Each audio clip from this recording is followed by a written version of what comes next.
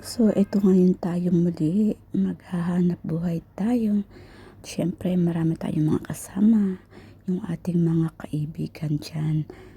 At siyempre, kailangan natin ang pera. So, kailangan natin maghanap tayo ng iba pang pagkakakitaan sa tamang paraan, di ba? So, ayan na ang aming dinadaanan, pupunta doon sa aming bagong trabaho.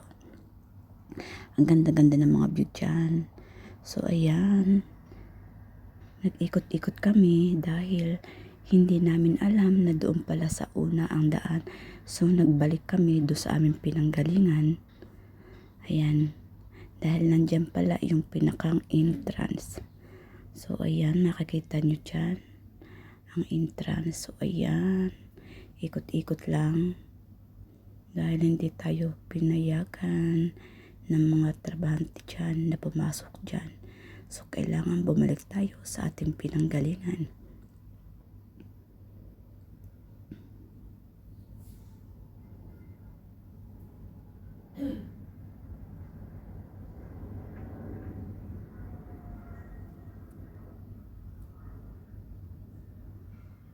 So, ayan, ang dami namin dinadaanan ngayon.